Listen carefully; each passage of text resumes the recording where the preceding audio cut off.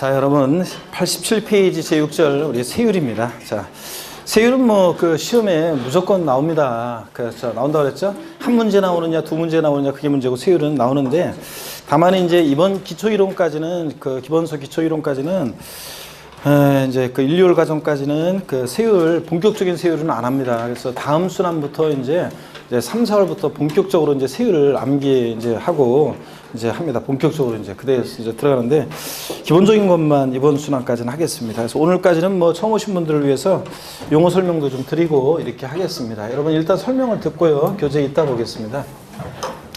우리 취득세 세율은 세율 구조는 세율 구조가 일단요. 차등 비례세율 구조로 되어 있어요. 차등 비례세율 구조로 되어 있다. 네. 자, 차등 비례세율 구조로 되어 있다고 얘기하는데 그럼 비례세율이 뭐냐? 비례세율이 뭐냐? 자, 비례세라는 건 이런 겁니다. 자, 보시면은 이쪽 함수는 과세 표준이에요. 자, 과세 표준 과표 크기고 이쪽 함수는 세율이에요. 그러면 세율. 그러면 취득세는 1억짜리를 만약에 부동산을 매매로 취득한다면 미리 말씀드리면 세율이 4%예요. 자, 1억짜리 부동산 취득했을 때 4%. 5억짜리 부동산을 취득해도 근데 4% 세율 정도예요. 10억짜리 부동산을 취득해도 세율은 4%예요. 그러니까 과표 크기와 상관없이 세율이 일정해요. 1억짜리를 취득하든 5억짜리를 취득하든 10억짜리를 취득하든 매매로 취득하면. 자, 그래서 비례세입니다. 근데 보세요. 이럴 때 과세 표준과 세율의 함수 관계가 비례 관계에 있다 그래가지고 이럴 때 세율을 뭐라고 한다? 비례세율을 이렇게 얘기합니다. 자, 취득세라든가 등록면허세 이런 애들이 비례세율 구조로 되어 있어요. 근데 과세 표준 금액이 커지면서 세율이 자 이렇게 증가하는 것을 우리가 누진세율이라고 하고 누진세율. 자, 누진세율은 만약에 1억짜리를 취득하면 세율이 이만큼, 5억짜리를 취득하면 세율이 이만큼 이런 식으로 과표 커지면서 세율이 높아지잖아요. 이걸 누진세율이라고 하고 주로 재산이나 소득에 부과하는 세금들이 그렇습니다. 재산세, 그 다음에 종합부동산세, 양도소득세처럼 이렇게 재산이나 주로 소득에 부과하는 세금들이 누진세율 구조로 되어 있는데 당연합니다, 여러분들. 1억짜리 주택 갖고 있는 사람하고 10억짜리 주택 갖고 있는 사람하고 재산세 똑같이 부과하면 안 되잖아요. 자, 연봉 1억 버는 사람이랑 1,000만 원 버는 사람이랑 소득세 똑같이 부과하면 안 되잖아요. 그래서 이렇게 과표 크기에 따라서 이렇게 과세 표준 커짐에 따라 세율이 높아지는 누진세율 구조로 되어 있습니다. 재산이나 소득에 부과하는 세금들이요. 근데 나중에 보면 이제 재산세라든가 재산세나 그 다음에 재산세나 근데 양도소득세가요. 자, 누진세율이 기본인데 비례세율이 정도된 경우도 물론 있어요. 재산세나 양도소득세는 이렇게 누진세율뿐만 아니라 기본 되어 있지만 비례세율이 정도된 경우도 있고요. 자, 이렇게 해서 취득세 등록면허세는 비례세입니다. 그래서 여기 보세요. 비례세율이니까 취득세는 과표 크기와 상관없이 세율이 일정한 비례세율인데 다만 차등한다는 것은 무엇과 뭘 차등하느냐 그러면요. 취득세는 취득 원인 등에 따라서 취득 원인 유상승계 취득이냐 무상승계 취득이냐 원시 취득이냐 취득 원인 또 납세의무자 납세의무자 비영리 사업자가 취득하느냐 일반인이 취득하느냐 또 그 다음에 과세대상 농지를 취득하느냐 농지 아닌 걸 취득하느냐 등에 따라서 차등해서 비례세율입니다. 자, 보세요. 어떤 토지인데 매매로 어떤 토지를 취득해요. 그러면 취득세 세율은 이렇게 4%라고 그랬잖아요. 근데 이 토지가 만약에 농지예요. 그러면 농지다 그러면 미리 말씀드리면 취득세 세율이 3%예요. 그러면 1억짜리 농지를 취득할 때 3%, 5억짜리 농지를 취득해도 3%, 10억짜리 농지를 취득해도 3%. 그러니까 세율은 자 비례세율 구조로 돼 있어요. 비례세예요. 근데 과표 크기와 상관없이. 근데 문제는 보세요. 농지냐 아니냐에 따라서 똑같은 토지인데도 농지냐 아니냐에 따라서 차등해서 비례세율이 정되기 때문에 취득세 세율 구조는 차등 비례세율 구조로 되어 있다 이렇게 얘기합니다. 자, 그래서 차등 비례세율 무슨 말인지 이해하시고요. 취득세는 세율이 크게 3개 덩어리로 되어 있어요. 자, 표준세율이에요. 표준세율이라는 것은 법령에 의해서 통상적으로 적용되는 세율이고요. 자, 표준세율은 이게 취득 원인 등에 따라서 다양해요. 취득 원인 등에 따라서 다양하다. 그래서 이제 이걸 우리가 표준세율을 무조건 외우셔야 돼요. 이제 시험에 거의 매년 나왔습니다. 28회 시험에 안 나왔지만 표준세율 자 거의 시험에 나오는 거고요. 올해는 특히 이제 또 무조건 나옵니다. 그 다음에 취득 원인 등에 따라 다양하고 자 취득세 이 통상적으로 적용되는 표준세율의 플러스 마이너스 50% 범위 내에서요. 범위 내에서 지자체 장이 가감 조정 더하고 빼고 가감 조정할 수 있습니다. 자, 그래서 가감 조정할 수 있어요. 그러니까 무슨 얘기냐면 취득세는 통상적으로 매매로 어떤 일반적인 부동산을 취득하면 4%인데요. 상가나 일반적인 토지를. 근데 4%인데 여기에 이제 플러스 50% 하니까 지자체장이 플러스 50% 하니까 최대 취득세는 6%. 그잖아요. 4%의 절반은 2%니까 마이너스 50% 하면 최저 몇 프로요? 최저 2%까지 이렇게 범위 내에서 조정할 수 있다 이렇게 돼 있어요. 자, 그런데 실제적으로 그래서 어떤 똑같은 부동산을 취득하는데 어떤 돈은 6%, 어떤 돈은 2% 이렇게 그럼 적용되느냐? 자, 그렇지는 않습니다. 그래서 취득세는 조세 정책 목적상 모든 시도가 실제적으로 탄력세율을 적용하지는 않고 있어요. 법령에는 근데 적용할 수 있다고 돼 있는데 실제는 적용 안 해서 모든 시도가 똑같아요. 근데 다만 우린 공부하는 수험생이니까 취득세는 통상적으로 적용되는 표준세율에 플러스 마이너스 50% 범위에서 가감 적용할 수 있다 이렇게 알고 있으니까 돼 있으니까 가감 적용할 수 있다 이렇게 알아두시면 돼요. 그래서 50% 범위에서 가감 적용할 수 있다. 이걸 우리가 취득세는 그래서 탄력적으로 탄력세율을 적용할 수 있다 이렇게 여러분들이 알아두시면 됩니다. 그 다음에 취득세는요, 자, 세율을 무겁게 매기는 중과세율이 적용되는 경우도 있어요. 세율을 무겁게 매기는 중과세율이 적용되는 경우가 있는데 이걸 이제 우리가 본격적으로 이제 공부합니다. 나중에 이번 수는 아니고요. 그 다음에 취득세 세율이 어렵다 그러면 이제 이 중과세율과 이 특례세율이라고 그랬어요. 태국 특례세율, 취득세 특례세율이 있는데 여기 이제 어려워요. 그래서 이 두 개 부분이 어려운데 이 부분은 이제 28회 시험 때 나왔어요. 그래서 이게 이제 몇 년 조금 뜸했기 때문에 이 특례세율 부분도 나올 가능성이 높다고 강조했고 우리 맨날 작년에 저한테 배운 분들은 맨날 연습한 내용으로 또 거의 똑같은 형식으로 해서 거의 똑같은 문제, 거의 똑같은 내용으로 해서 문제가 나왔어요. 특례세율. 그래서 무난히 맞출 수 있었어야 되는 문제였고 나왔고요. 그래서 이렇게 해서 이런 것들을 테마로 이제 우리가 공부를 하게 됩니다. 취득세. 자, 먼저요. 87페이지 자, 제6절 세율에서 본문 내용을 봅니다. 자, 본문 내용을 보니까 취득세는 과세 대상 물건의 성격과 종류, 취득 방법에 따라서 표준세율이 적용되는 경우와 중과세율 및 특례세율이 적용되는 경우로 나눠지며 세율 구조는 차등 비례세율이 적용된다 밑줄이요.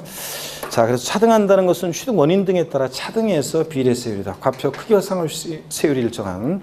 먼저 표준세율, 법령에 의해서 통상적으로 적용되는 세율을 말하는데 개요 지자체장은 조례로 정한 바에 따라서 취득세 세율을 표준세율이 몇 프로 범위 내에서요? 50% 범위 내에서 가감할 수 있습니다. 뭐 이런 거 형광펜을 줄 안 거도 나중에 당연히 알게 되는 거예요. 자, 근데 또 봅니다. 두 번째 줄 밑줄입니다. 같은 취득 물건에 대해서 둘 이상 세율에 해당하는 경우는 그중 어떤 세율? 높은 세율을 적용합니다. 어떤 동일한 대상 물건이 표준세율도 해당하고 중과세율도 적용돼 중과세율 이런 식으로 자, 동일한 대상 물건이 두 개 이상의 세율에 해당하는 경우가 있어요. 그럴 땐 어떤 거? 높은 세율을 적용한다. 바꾸면 뻔히 뭘 바꾸겠습니까? 낮은 세율을 적용한다리 바꿔서 나왔겠죠? 나왔습니다. 예, 자. 높은 세율 적용하고요. 그 다음에 양가로 2번 부동산 취득 시 그 세율입니다. 부동산에 대한 취득세는 과세표준에다가 다음에 해당하는 표준세율을 적용해서 계산한 금액을 그 세액으로 한다. 그래서 이제 취득 원인 등에 따라서 과세 대상 등에 따라서 다양하게 이제 취득세 표준세율이 나와요. 그래서 이걸 이제 우리 다음 순한 3월 달부터 이제 3월 달에는 제가 요 세율 취득세 표준세율 암기 요거 이제 알려드립니다. 스토리텔링으로 상삼팔, 무독립 815, U1210, 원팔, 03시계 끝. 자, 요거만 알면 취득세 표준세율은 바로 문제 보자마자 바로 답을 고를 수 있습니다. 자, 이렇게 해서 저한테 배웠던 분들은 많은 분들이 취득세 뭐 세율 표준세율 나와도 그냥 상삼, 뭐 무독립 8, 뭐 이런 식으로 다 문제 그 원팔 이렇게 하고 그냥 문제 쉽게 다 풀었어요. 다 그렇게 해서 보자마자 풀 수 있습니다. 3월 달에 스토리텔링으로 알려드립니다. 예, 그 전까지는요, 일단은, 자, 참으시고, 자, 봅니다. 일단은 오늘은 한번 훑어볼게요, 그냥. 자, 지난 순환에는 유상승계시등만 싹 설명드리고 넘어가는데, 오늘은 외우는 건 아니고, 외우는 건 다음에 알려드리고요. 자, 그냥 눈으로 같이 한번 보겠습니다.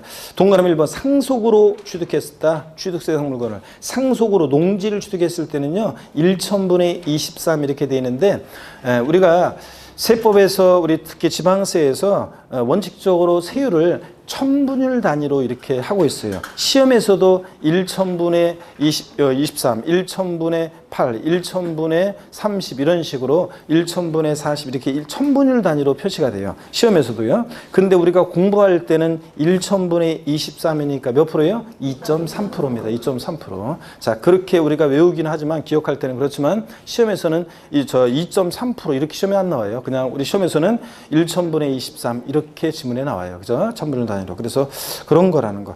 2.3%고 농지 외 부동산을 우리가 상속으로 취득하면요. 1천분의 28이에요. 그래서 2.8%인데 나중에 이제 상, 3, 8 이런 식으로만 외워야.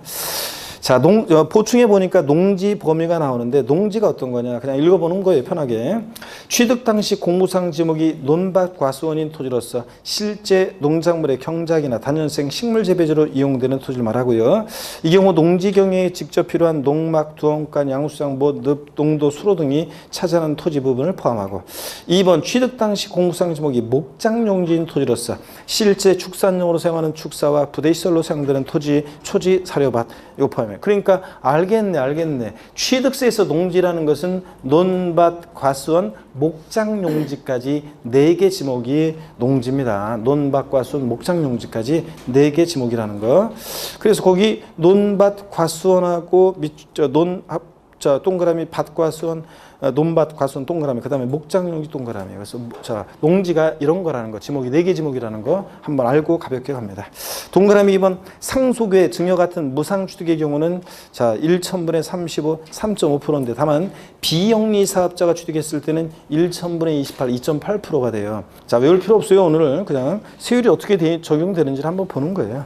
비영리 사업자가 어떤 애들이냐? 자, 뭐 종교나 제사단체라든가 이런 거 쭉 읽어봅니다. 학교법인 정당 같은 거 외울 필요 없어요. 줄 긋고 그냥 비영리 사업자가 이런 애들이라는 걸 참고적으로 아시면 돼요. 넘어갑니다.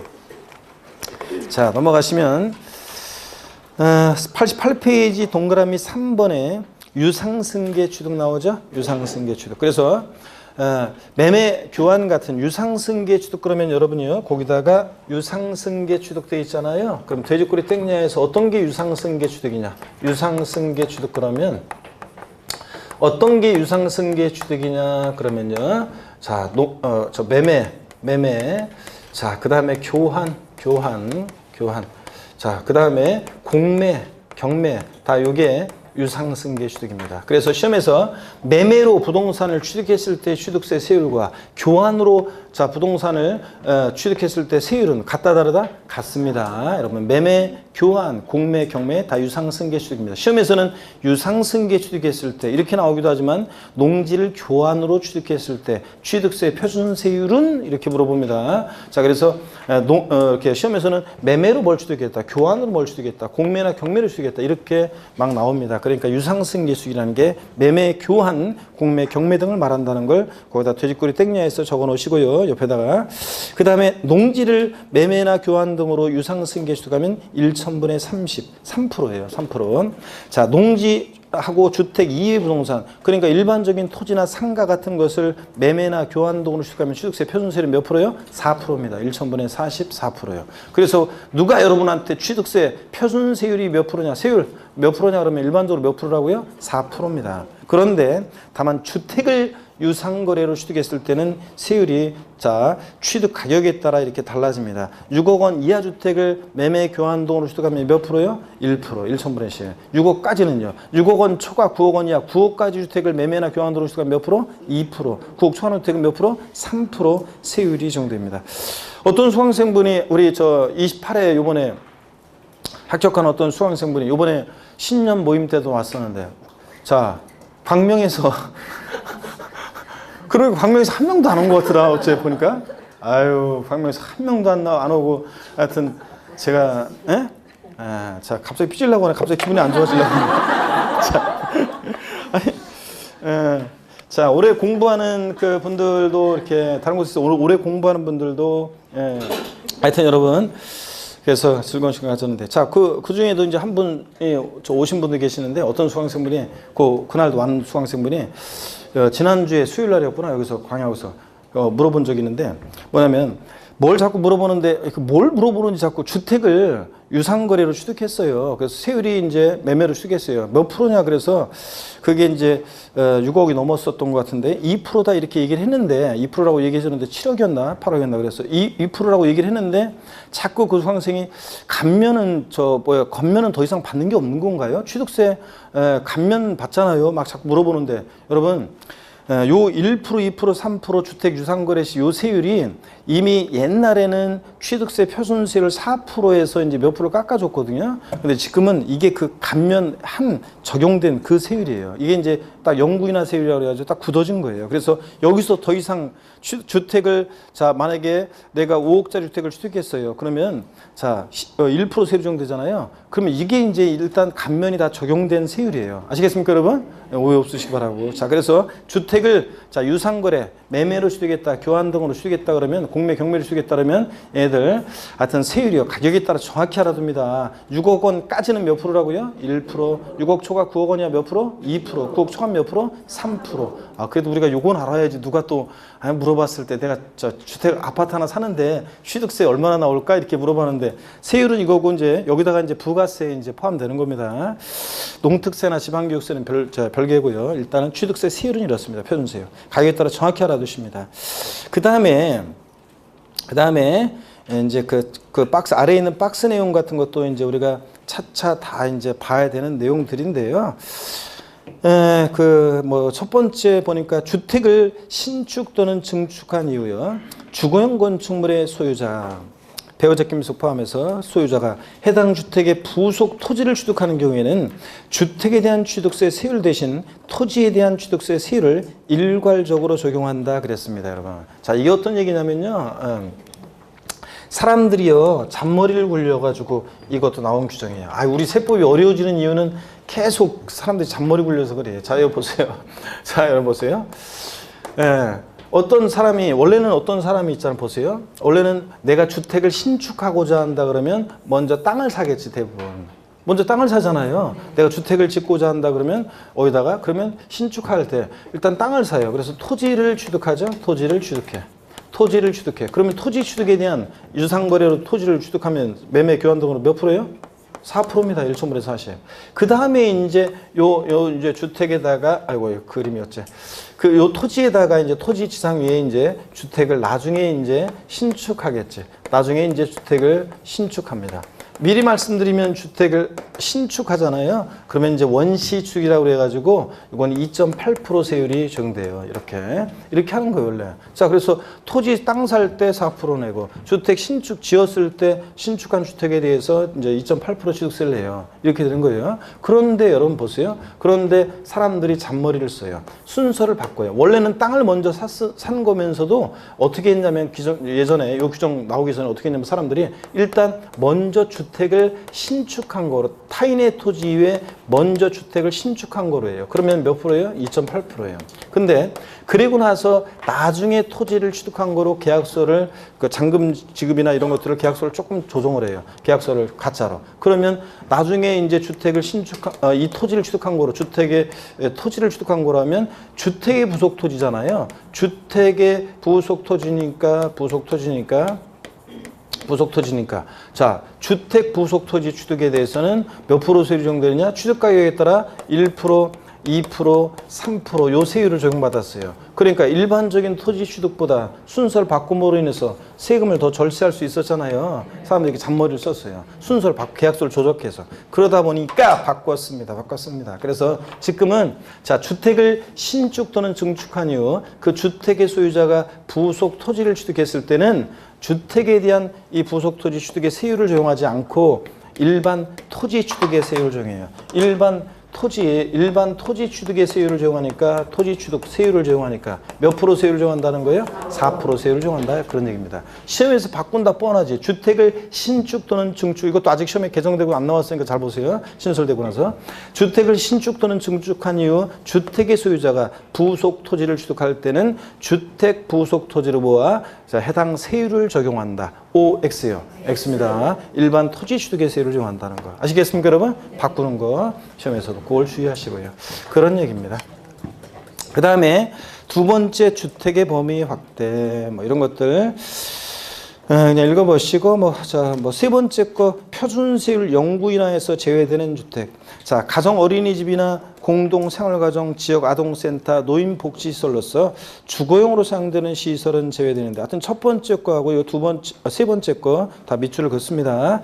자, 그랬을 때 세 번째 거, 요거는 무슨 얘기냐면, 자, 여러분 가정 어린이집용 주택 있잖아요. 예, 가정 어린이집용 주택 아파트 같은 데 보면 여러분 단지 그 1층에 주로 이렇게 어린이집 있잖아요. 그 아파트 하잖아요. 그 가정 어린이집으로 운영하는 그 주택을 취득했을 때는, 자, 여기 영구인하 세율 1%, 2%, 3% 주택 유상거래 시 이 세율, 영구인하 세율 1%, 2%, 3% 정도는 이 주택에서 제외한대요. 그러면 제가 가정 어린이집으로 운영하는 그 주택을 아파트 그걸 취득했어요. 1101동 1101호에 있는 그걸 내가 취득했어. 그럼 몇 프로 세율을 낸다는 거예요? 영구인하 세율 1%, 2%, 3% 주택에서 제외된다니까 몇 프로 세율 정대? 4% 세율 정한다는 얘기입니다. 일반적인 상가하고 똑같이 몇 프로 세율? 4% 세율 정합니다. 아셨죠? 가정 어린이집용 주택이나 공동생활가정 이런 것들은 여기 주택에서 제외되기 때문에 그렇습니다. 자, 그런 얘기들 됐습니다. 맨 마지막 거는 나중에 보고요. 자, 그 다음에 보충 지분으로 주택을 취득하는 거, 요게 이제 2018년도 추가된 내용인데요. 이거 다음에 알려드리겠습니다. 별건 아니고, 동그라미 4번 봅니다. 원시 취득이요. 자, 우리가 원시 취득 그러면 이제 나중에 자세히 배워요. 다음 순환에. 그 원시 취득하면 건축물 신축하거나 뭡니까? 신축하거나 또는 매립간척으로 토지를 취득하거나 이런 원시 취득의 경우는 몇 프로예요? 2.8% 세율이 적용돼요. 그 다음에 이제 동그라미 5번 공유물 분할로 인한 취득이라든가 부동산 실명법 규정에서 규정하고 있는 부동산 공유권 해소를 위한 지분 이전으로 인한 취득이라든가 이런 것들은 이제 2.3% 공유물 분할로 인한 취득은 2.3% 세율이 적용돼요. 합유물 총유물 분할로 인한 취득도 다 같아요. 나중에는 이제 그 0-3식에서 금방 외워요, 우리가. 하여튼 이렇게 해서 취득세 세율을 다 봤는데, 나중에 3월 달에 이제 본격적으로 외울 수 있도록 스토리텔링을 이용해서 도와드리고, 그때 외우면 이건 이제 다 해결이 되고요. 오늘은 여러분들이 이제 요것만 아시면 돼요. 주택을 그러니까 유상거래로 매매 교환 공매 경매로 농지를 취득했을 때 몇 프로? 3%. 농지 주택 이해부동산을 매매 교환 등으로 취득한 몇 프로? 4% 세율이 적용된다는 거. 그 다음에 주택을 유상거래로 취득했을 때는 취득 가격에 따라서 6억 원 이하는 몇 프로? 1%. 6억 초과 9억 원 이하 2%. 9억 초과 주택은 몇 프로? 3% 세율이 적용된다는 거. 그 다음에 주택을 신축 또는 증축한 이후 주택의 소유자가 그 부속 토지를 취득했을 때는 주택에 대한 세율 1%, 2%, 3% 세율을 정해요? 아니면 일반 토지 취득의 세율을 정해요? 일반 토지 취득의 세율을 정한다는 거. 그 다음에 이런 것들. 자, 가정 어린이집용 주택이나 공동생활가정 같은 그런 주택은 우리 1%, 2%, 3% 이 세율이 적용되는 주택에서 어떻게 한다? 제외합니다. 그래서 가정 어린이집용 주택 같은 것을 매매로 취득했을 때 몇 프로 세율이 적용된다? 4% 세율이 적용된다. 이런 정도를 알고 가시면 되겠습니다, 여러분들. 오늘은. 자, 그리고 89페이지 표준세율 종류도 나와 있는데 나중에 다 외우고요. 자, 나중에 자세히 또 어떤 얘기인지 비고에 나와 있는 자세한 얘기들 설명드립니다. 오늘은 시간 쓰지 마세요.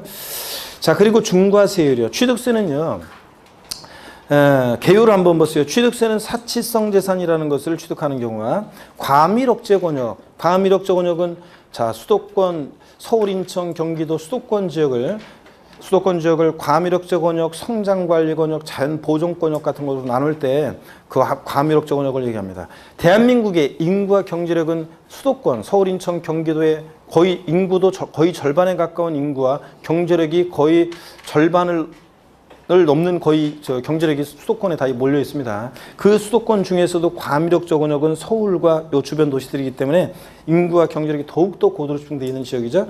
이런 데서 공장이 지어지거나 늘어나거나 또 본점용 주사무소 빌딩 같은 게 지어지거나 이러면은 인구 집중, 경제력 문제가 더 심화되겠죠. 그래서 이제 규제를 하겠다는 얘기입니다. 그래서 인구 경제력 집중 규제와 지방으로의 분산을 촉진하기 위해서 특정 취득자산에 대해서는 중과세율을 적용합니다. 자, 그래서 취득세를 중과세하는 경우가 이렇게 이제 그 표를 보니까 사치성 재산에 대한 중과세, 과밀억제 권역 내 중과세, 대도시 내에서의 중과세 이렇게 해가지고 크게 세 가지로 나눠서 중과세를 하고 세율도 다 달라져요. 자, 취득세를 무겁게 중과세합니다. 근데 과미력적 원형내 중과세나 대도시 내 중과세 자세한 내용은 다음에 하기로 하고요. 나중에 이제 볼 얘기 드리고 사치성 재산에 대한 중과세 요거만 제가 살짝 말씀을 드리겠습니다. 오늘 기초 입문 과정에 이어서요. 어떤 게 사치성산이냐 요걸 좀 살짝 말씀을 좀 드릴게요. 여기 보세요. 사치성 재산이 어떤 거냐는 좀 알고 가셔야 돼요. 고개를 한번 듭니다. 자, 들고요.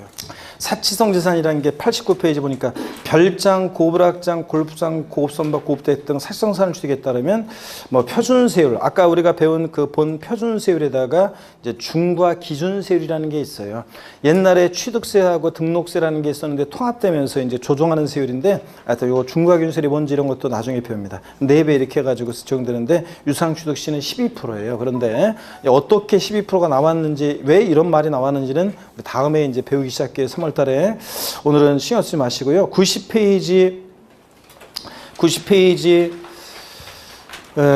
자, 그 용어 정리가 중간에 있죠. 중과 기준세율이라는 게 있어요. 중과 기준세율이란 종전에 취득세, 예전에 등록세가 있었어요. 2010년도까지.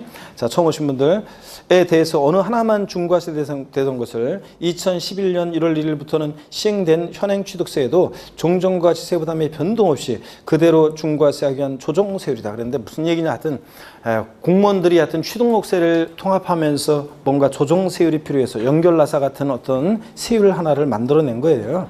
중과기준세율이란 세율이 법에 딱 정해져 있어요. 1천분의 22%예요. 요게. 자, 나중에 배웁니다. 처음 오신 분들은 나중에 하여튼 배우게 될 거고요. 양가로 이번 사치성 재산에 대한 세율 있죠? 자, 요걸 좀 말씀을 드리려고 합니다. 자, 여러분 보세요, 여러분. 오늘은 요 사치성 재산이 뭔지는 알고 가야지 뒤에 재산세하고도 연결되고 등등, 그래서 요거만 좀 설명을 드릴게요. 사치성 재산이 뭐냐? 자, 지방세에서 사치성 재산이라는 것에 대해서는 세율을 무겁게 중과세를 합니다. 왜 중과세 하냐고요? 검소한 생활 기풍을 진작시키기 위해서 그렇답니다. 어떤간에 사치성 재산을 취득했을 때 어떤 게 사치성 재산이냐? 자, 종류를 아시는 게 중요합니다. 별장이요, 별장. 자, 별장이 사치성 재산인데요. 별장 그러면 벌써 딱 보는 순간 떠오르는 이미지가 있습니다. 경치 좋은 산간, 해변, 휴양지에 잔디 깔려있는 멋진 집. 딱 떠오르죠? 네, 별장. 근데 요즘은 뭐 별장이라는 게 뭐 요즘 사람들 보니까 속초 같은데 뭐 이런데 동해 속초 같은데 바다 보이는 아파트 있잖아요. 그런 거 하나 사가지고 별장이에요. 그냥 그거 사가지고 세 주고서 세 주거나 임대 주거나 뭐 그러기도 하고, 아니면 그거 하나 갖고서 가끔씩 자기들이 거기서 어떤 분들은 거기서 한 여름 같은 때 몇 개월 거기서 있다가 추워지면 다시 일로 오고 막 이런 경우도 있더라고요, 보니까. 그래서 별장처럼 사용하는 그런 경우도 있습니다. 어떤 간에 별장이라는 거예요. 꼭 산간, 해변, 휴양지에 있어야 되느냐? 그렇지 않습니다. 별장과 일반 주택에 대한 구별 기준은 어디 있느냐로 구별하지 않습니다. 예를 들어서 서울 도심 한복판에 있는 자, 오피스텔인데 주거용 오피스텔입니다. 가끔씩 누구를 은밀히 만날 때만 이용한다던가, 아니면 광명시에요. 어떤 재외 국민, 자, 미국에 사는 교포가 광명시에 어떤 아파트를 하나 사요. 그래가지고 사놓고서요, 한국에 들어왔을 때 가끔씩 몇 달씩 있다가 갑니다. 그러면 그런 것도 뭐가 된다? 별장이 됩니다, 여러분. 그래서 별장과 일반 주택에 대한 구별 기준은 어디 있느냐로 구별하는 게 아니라 상시 주거용에 사용하느냐 안 하느냐 이거로 구별합니다. 상시 주거용에 사용하느냐 안 하느냐. 별장. 그 다음에 고급 오락장이야. 고급 오락장. 고급 오락장이 뭐냐 그러면 우리 이제 교재에 이제 자세히 나와 있지만 자세한 거 알 필요 없어요. 룸사롱, 단란주점, 카지노 빠진 곳, 슬롯머신 없어, 캬바레, 나이트 뭐 이런 것들입니다. 다 공부하는 수험생이 다 몰려야 될 것들인데, 자, 광명시에서는 뭐 제가 나이트클럽에 온 지 딱 한 번, 아주 오래된 것 같아요. 한 10년 전에 광명시에 있는 다이아나 호텔 나이트클럽에 한 10년 더 됐나? 하여튼 10년 전인가 한번 온 적이 있는 것 같아요. 10년 더 된 것 같으네요. 한번 온 것 같아요. 친구 한 명 그 뭐 결혼식 하고서 피로연 때문에 한번 온 적이 있는 것 같아요. 한번 온 적이 있는 것 같고. 그리고서는 또 한 번 온 적이 있는 것 같은데, 그 다이아나 호텔 거기 옆에 룸 자, 하여튼 제가 얘기했던 단란주점 뭐 어쩌고 뭐 이런 거에 하나 들어가 있는 건데 한번 온 적도 있는 것 같고요. 봅니다. 고급 오락장 그런 거라는 것만 짐작하시면 돼요. 그 다음에 골프장.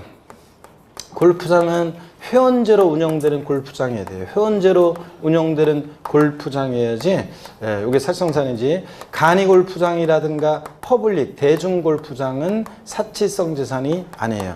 또 골프장을 원시 취득, 산을 아작을 내고 농약을 범벅쳐서 골프장을 원시 취득, 그러니까 신설 증설할 때, 골프장을 신설 증설할 때, 산을 아작을 내고 농약을 범벅쳐서 건설할 때 환경오염 피해라든가 여러 가지 것들이 심각하니까, 자연환경을 해치니까 중과세합니다. 근데 신설 증설할 때 중과세. 근데 골프장은 승계 취득할 때 있죠, 매매든 증여든 승계 취득할 때는 중과세하지 않습니다. 왜냐하면 골프장도 회사다 보니까, 여러분 골프 연습장하고 구별해서 골프장은 수천억짜리잖아요. 그러다 보니까 구조조정 같은 거 할 때 매각이 쉽도록 하기 위해서 골프장은 승계 취득할 때는 중과세하지 않습니다. 하여튼 산을 아작을 내고 농약을 범벅칠 때는 환경오염 문제 등이 심각하니까 중과세하는데, 승계 취득은 이미 한번 버린 몸, 이판사판 어쩔 수 없다, 중과세하지 않습니다. 자, 그래서 승계 취득 중과세하지 않고요. 그 다음에 고급 선박이요. 고급 선박.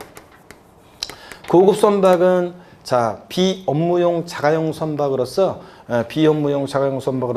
시가 순액이 3억 원을 초과하는 선박이에요. 시가 순액이 3억 원을 초과하는 선박인데, 비업무용 자가용 선박. 그러니까 연구용 선박이나 영업용 선박이나 학술용 선박 같은 건 제외하고 이런 거.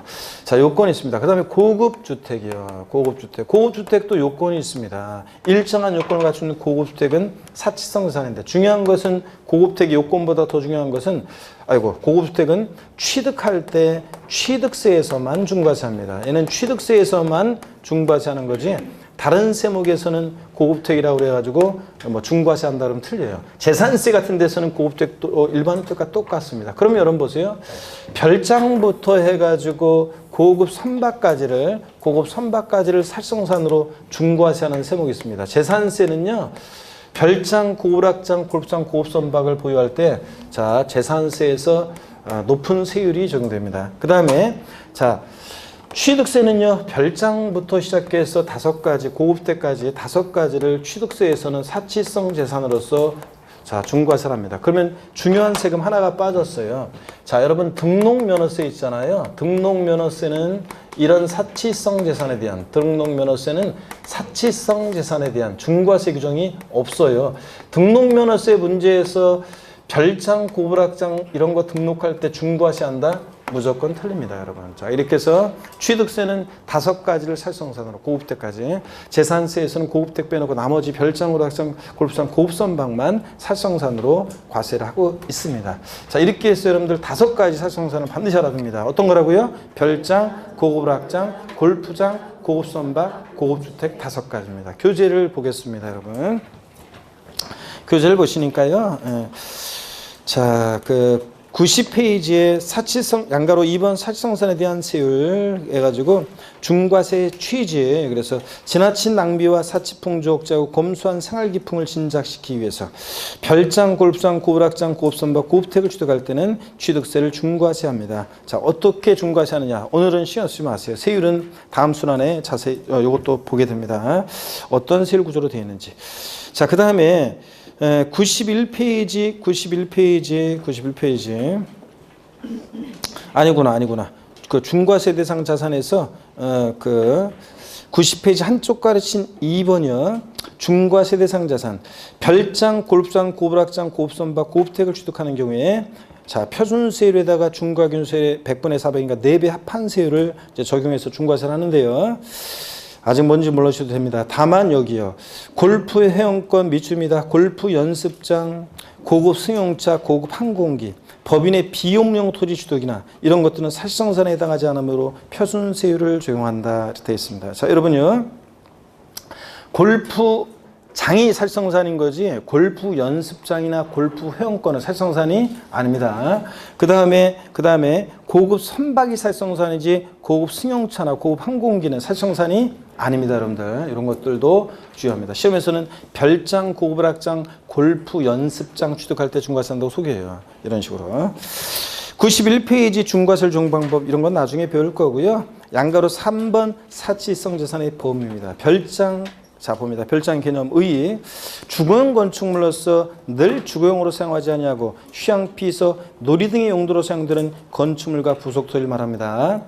자 동그라미 니은번 부속된 토지 경계가 명백하지 않다. 자 별장에 부속된 토지 경계가 명백하지 않다 그러면요 그 건축물 바닥 면적이 몇 줄입니다. 몇 배요? 10배까지를 부속토지로 봐요. 그래서 그 10배까지는 별장과 함께 중과세를 적용합니다. 세율을. 근데 10배를 넘는 부분의 토지는 일반 토지취득의 세율을 적용하는 거고요. 자, 그런 얘기입니다. 10배까지요. 7배로 바꾼 적이 있고요, 옛날에.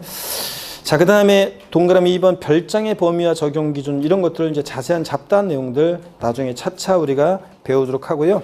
자, 참고 내용 이런 것들 지금 신경 쓸 거 없습니다. 넘어갑니다. 넘어가고 92페이지로 갑니다. 92페이지에서 골프장 봅니다. 자, 두 번째 살성산인 골프장이요.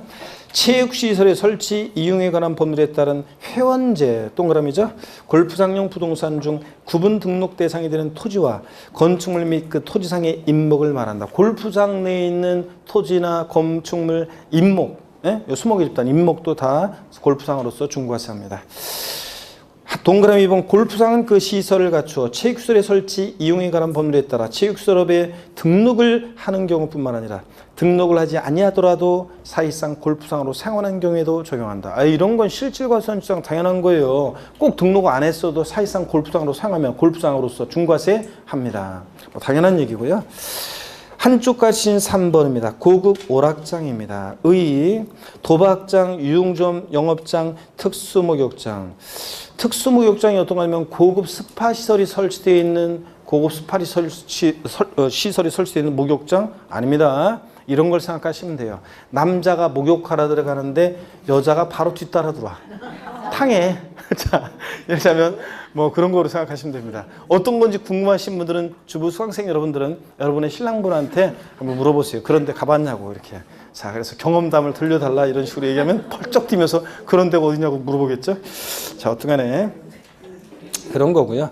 하여튼 등등 이런 것들입니다. 고급 오락장, 그 밖에 이와 유사한 용도에 사용되는 건축물 중 법령이 정하는 건축물과 그 부속토지를 말하고요. 니은번 그 부속된 토지 경계가 명백하지 않다. 역시 건축물 바닥 면적이 살짝 미실이에요. 몇 배요? 10배 당한 토지를 부속토지로 보고요. 뭐 디귿번도 뭐 별거 아니에요. 고급 오락장을 2명 이상이 구분해서 취득하거나 1명 또는 여러 명이 시차를 두고 구분해서 취득하는 경우에도 이를 고급 오락장으로 본다. 잔머리 굴려도 소용없다. 그런 얘기입니다. 뭐 이런 얘기들 한 번씩 눈에 익혀두시고요. 그 다음에 뭐 동그라미 2번 같은 것도 나중에 또 보도록 하겠습니다.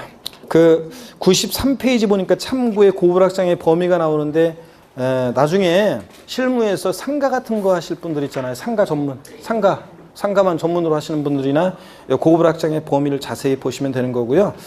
그렇지 않은 분들은 이런 거 자세히 봐봤자 시험에 이런 것까지 막 자세히 막 나오거나 그럴 가능성은 극히 낮기 때문에 참고입니다. 참고 됐고요. 한쪽 가르친 4번입니다. 참고 아래 보니까 고급 선박 한쪽 가르친 4번. 고급 선박이란 비업무용 자가용 선박으로서 시가 편액이 얼마요? 3억 원을 초과하는 선박을 말합니다. 밑줄이요. 다만 실험 실습 등의 용도의 생활 목적으로 취득하는 것은 어떻게 한다? 제외하고요. 자, 연구용 학술용 선박이나 이런 것들을 제외합니다. 비업무용 자가용 선박이어야 되고요. 시가 편액 얼마? 3억 원을 초과한 선박입니다. 이게 작년에 개정된 내용이에요. 그 전에 1억이었다가 3억으로 바뀌었습니다. 작년에. 한쪽 가르친 5번은 고급주택입니다. 의 지방세법상 살성산의 하나인 고급주택은 취득세에서 중과세이며, 자, 요거요. 어디서만 중과세 한다고요? 취득세에서만 중과세합니다. 다른 세목은 중과세 안 해요. 자, 밑줄이고요. 자, 단독주택과 공동주택으로 규정되어 있고, 다만 이건 뭐 당연한 얘기입니다. 2인 이상이 구분해서 취득하거나 1명 또는 여러 명이 시차를 두고 구분해서 취득하는 경우에도 고급주택으로 본다. 잔머리 굴려도 소용없다. 그런 얘기고요. 동그라미 2번도 또 반복되는 밑줄입니다. 그 부속된 토지 경계가 명백하지 않다. 아까 별장이든 고불학장이든 고급택이든 그 부속들이 경계 불명하면 바닥 면적이 몇 배요? 10배까지를 부속토지로 봅니다. 자, 그래서 10배까지 고급택이 됩니다. 밑줄입니다. 자, 나머지 내용은 됐습니다. 자, 이렇게 해서 사치성 재산 5가지입니다. 다시 어떤 거라고요? 별장, 고급오락장, 골프장, 고급선박, 고급주택 5가지 상식처럼 알아두셔야 됩니다. 94페이지 고급택의 요건 같은 것은 나중에 배우긴 배우는데 크게 중요하지 않고요. 자, 봅니다. 이렇게 해서 고급 특기급과 별장의 세목별 비교가 나오는데요. 공부했던 분들은 기초인문과정을 봤던 분들은 보시고요. 처음 오신 분은 나중에 또 보시면 됩니다. 그 다음에 양가로 4번 과미력 정원역과 관련한 중과세라든가 자 이런 것들은 나중에 배웁니다. 3, 4월부터 이제 기본적인 세율이 왜 이렇게 되는지 이런 것들을 배우기 시작해 가지고 이제 점차 이제 자세한 내용들 5, 6월에 걸쳐서 배워나갑니다. 쭉 넘어갑니다. 그 96페이지 대도시 중과세도 지금 볼 거 아니에요. 넘어갑니다. 쭉 넘어가서 자 99페이지도 넘어가고요. 99페이지 넘어가고요. 쭉 넘어갑니다. 어디로 가냐면 100페이지 세율 특례 100페이지 나와 있는 하단에 세율 특례라는 거 있죠? 특례 세율 28회 시험에 나왔고요. 이것도 기본적으로 세법 한 바퀴 좀 어느 정도 돌고 그 다음에 민법적인 지식도 좀 있고 자 이럴 때 이제 공시법적인 지식도 있고 그럴 때 나중에 이제 정리해 드립니다. 지금은 넘어갑니다. 나중에 배울 얘기예요. 103페이지 제7절 비과세인데 어느 때 취득세를 비과세하느냐 자 얘기입니다. 요 얘기도 자 뒤에 한 바퀴 좀 아니구나 지금 봐도 되겠구나. 자 요거 제7절 비과세요. 어떤 내용인지 설명을 드리겠습니다. 고개를 듭니다 여러분들. 비과세 가정이 뭐 그렇지. 나랑 이렇게 딱 나랑 눈 마주치니까 그런 사람들인데 좋아 자 그렇게라도 해야지. 자 여러분들 저랑 눈 마주쳤는데도 시종일관 이러고 있는 사람 나한테 삐졌다는 얘기인데 나한테 삐지지는 않았다는 얘기죠. 103페이지 봅니다. 제7절 비과세인데요. 성원 신부들은 비과세가 뭔지 용어 설명을 잠깐 한번 드려볼게요. 여러분들 용어 설명을 뭐 드려봅니다. 자 이쪽에 한번 보세요. 자 보시면은 어떤 얘기냐면 비과세라는 게 이런 거예요. 간단하게만 설명드리고 좀 이따 볼게요. 비과세라는 건 이런 거예요. 자, 비과세가 뭐고 감면이라는 게 있어요. 감면이라는 게 있고. 자, 그럼 어떤 건지 한번 이 용어 차이점을 비교해 드리는데 이게 시험에 나오는 건 아니에요. 차이점을 알고 있는지를 시험에서 물어보진 않아요. 여러분들이 자꾸 이렇게 나중에 보면 비과세가 뭐예요? 감면이 뭐예요? 자꾸 이렇게 물어보는 사람들이 있어가지고 이제 이걸 비교해서 설명을 드린 것 뿐이지 한번 보세요. 비과세라는 것은 과세에서 안일 삐자니까 제외하는 건데요. 요거 비과세는 아예 세금 계산조차 하지 않습니다. 세금 계산조차 하지 않고요. 아예 그 비과세로 규정이 되어 있으면 세금 계산조차 하지 않고 과세에서 제외하고요. 얘는 또 비과세 해달라고 비과세 신청을 요하지 않습니다. 비과세 해달라고 신청할 필요도 없이 법에 규정이 되어 있으면 비과세로 그럼 아예 과세에서 제외합니다. 근데 감면 규정으로 되어 있는 것은 깎아주거나 면제하거나 감면 규정으로 규정되어 있는 것은 세금 계산을 일단 해요. 그런 다음에 깎아주거나 면제예요. 자, 그리고 이 감면으로 규정되는 것은 반드시 신청서를 제출을 해야 돼요. 반드시 감면으로 규정되는 것은 여러분들이 이제 감면으로 규정되는 것은 반드시 신청서를 제출해야지 깎아주거나 면제 받을 수 있습니다. 그래서 감면 규정은 주로 지방세 같으면 지방세 특례 제한법이라는 법에 엄청 나와 있습니다. 그 다음에 국세 같으면 조세 특례 제한법이란 법에 엄청나게 이제 국가 경쟁력을 위해서 뭘 위해서 감면 규정이 수없이 나와 있습니다. 그런데 자 감면은 이제 실무적으로는 중요한데 감면 규정은 실무에서는 필요하지만 실전에서는 우리 시험에서는 뭐 감면 규정은 거의 시험과 의미가 없고요. 이제 비과세가 우리 시험에 출제되는 거라고 그랬습니다. 그럼 어떤 경우에 자 비과세 되느냐? 취득세 비과세요. 작년에 종합문제 속에서 질문 한 줄 나왔는데요. 보겠습니다. 1번 국가 등의 취득에 대한 비과세입니다. 양가로 1번 국가 등의 직접 취득이요. 자, 동그라미 1번 국가 지자체, 국가 또는 지방자치단체요. 다른 법률에서 국가 또는 지자체로 의제되는 법인은 제외한다. 원래 국가 지자체가 아니라 그냥 법령에서 국가 지자체로 봐주는 법인은 제외하고요. 자, 지방자치단체 조합 외국 정부 및 주한 국제기구 취득에 대해서는 취득세를 부과하지 아니한다. 자, 형광펜으로 주로 안 거도 되는 것이 당연합니다, 여러분. 국가 등이 자기가 국가나 지자체가 뭘 취득했어요. 자기가 자기한테 세금 냅니까? 당연히 안 되겠죠. 자, 그래서 국가나 지자체 조합 외국 정부 주한 국제기구가 자기를 위해서 취득할 때는 비과세입니다. 동그라미 2번 다만 살짝 연필 같은 거로요. 다만 이것도 당연합니다. 대한민국 정부기관 취득의 과세는 외국 정부 취득에 대해서는 취득세를 부과한다. 당근이죠, 여러분들? 국가 간에는 상호주의가 적용되잖아요. 자, 우리나라가 일본 가서 대사관 부지로 쓰려고 부동산을 취득해요. 그랬더니 정부기관의 부동산 취득에 대해서 일본 정부가 취득세를 과세했어요. 일본 정부가 우리나라 와서 뭘 부동산 취득할 때 우리도 어떻게 하고? 과세하고요. 만약에 근데 우리나라가 일본 가서 뭘 취득해요. 그랬더니 비과세를 해줘. 그럼 우리도 어떻게 하고? 일본 정부가 우리나라 와서 뭘 취득할 때 비과세 해주고. 당연한 얘기죠, 여러분들? 아유, 개인 간에나 이쪽 뺨을 때리면 이쪽 뺨도 때리세요. 막 이런 거지. 국가 간에는 그런 게 어디 있어요, 여러분들? 국가는 철저히 상호주의죠? 아유, 일본이 독도는 우리 땅 그러면 우리도 대마도는 우리 땅 이렇게 나가야 되는데, 이상하게 우리나라 사람들 왜 그런지 몰라요. 우리 대마도도 조선시대까지 거의 우리 속국이었어요. 거의 우리 땅이었잖아요. 조선 중기까지는. 임진왜란 이후에 이제 거의 일본 땅이 된 거지. 그러니까 우리도 우리 거라고 주장을 해야 되는데, 진짜. 그런 식으로. 별로 동조하는 눈빛이 아닌 것 같은데? 주장해야 한다니까요, 우리도 계속. 그렇게 해야 되는데. 자, 그래서 그런 것처럼 국가 간에는 상호주의가 적용됩니다. 당연한 얘기입니다. 하여튼 대한민국 정부한 취득의 비과세면 우리도 비과세, 과세면 우리도 어떻게 하고? 과세하고요. 양가로 2번입니다. 국가 등의 귀속 또는 기부 체납이요. 국가, 지자체, 조합의 귀속 또는 기부 체납을 조건으로 취득하는 부동산 및 사회기반 시설에 대한 민간수사법 규정에 따른 사회기반 시설에 대해서는 취득세를 부과하지 아니한다. 그래서 쭉 밑줄인데 국가, 지자체의 귀속 또는 기부 체납을 조건으로 취득하는 부동산 및 밑줄이고 그 아랫줄 사회기반 시설에 대해서 취득세를 부과하지 않는다. 당연합니다. 제가 부동산을 취득해서요, 서울특별시에 청소년을 위한 쉼터로 써주십시오. 기부 체납하려고 합니다. 거기다 대고 애양심 투철하시고 좋은 일 하신다 그러면서 취득세 내라고 하면 되겠어요? 어차피 서울시 것이 될 건데. 제가 도로를 만들어가지고 국가에 기부 찬합하려고 하는데 취득세는 내셔야죠. 그러면 되겠습니까, 여러분? 당연히 비과세입니다. 다만 다음에 어느 하나에 해당하는 경우에는 그 해당 부분은 취득세를 부과한다 밑줄이요. 동그라미 1번이요. 국가 등의 귀속 등의 조건을 이행하지 않냐고 타인에게 매각 증여하거나 귀속 등을 이행하지 않냐는 것으로 조건이 변경됐어요. 살짝 밑줄이요. 맞죠, 여러분들? 이런 거 당연히 과세를 해야지 약속을 안 지키는데. 자, 그 다음에 동그라미 2번. 또 밑줄입니다, 살짝. 국가 등의 귀속 등의 반대급부로 국가 등이 소유하고 있는 부동산 및 사회기반 시설을 무상으로 양여받거나 기부 체납 대상물의 무상 사용권을 제공받는 경우 밑줄이요. 이것도 시험에 지문에 나왔는데 당연하죠, 여러분들? 순수한 기부 체납이 아니잖아요. 그러니까 이런 경우도 어떻게 한다? 과세합니다. 자, 이렇게 해서 이런 것들. 형식적 취득에 대한 비과세. 자, 양가로 1번 봅니다. 요것만 보고 쉽게요. 신탁. 가나운의 신탁법에 따른 신탁으로서 신탁 등기가 병행되는 건데 쭉 밑줄입니다. 으로 인한 신탁 재산의 취득으로서 다음에 어느 하나에 해당하는 경우에는 취득세를 부과하지 아니한다 밑줄 짝이요. 자, 그리고 동그라미 1번 볼게요.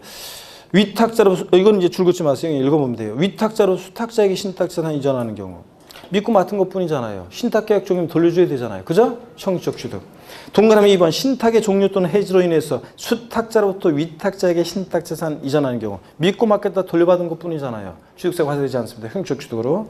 3번 수탁자가 현찮아서 변경돼서 신수탁자에게 신탁재산 이전하는 경우. 얘도 새로운 애도 믿고 맡았다가 신탁계약 종료면 돌려줘야 되니까 형식적 취득이잖아요. 결론! 신탁법에 의한 신탁재산 취득, 취득세가 과세되지 않습니다. 다만 이제 두 번째 줄로 올라가가지고 양가로 1번에서 신탁재산 취득 두 번째 줄에 중간에 다만 신탁재산의 취득 중 주택조합 등과 조합원 간의 부동산 취득 및 주택조합 등의 비조합원형 부동산 취득은 제외한다 밑줄이요. 무슨 얘기입니까, 여러분? 우리 이런 경우에 주택조합이나 재건축조합이 조합원용으로 취득하는 조합주택용 부동산은 누가 납세 문제가 됐었어요? 조합원. 자, 그런 얘기입니다. 그런 경우는 과세하고 신탁법에 의한 신탁재산 취득, 위탁자, 수탁자로 이전하는 이런 경우만 어떻게 한다? 비과세합니다. 등등.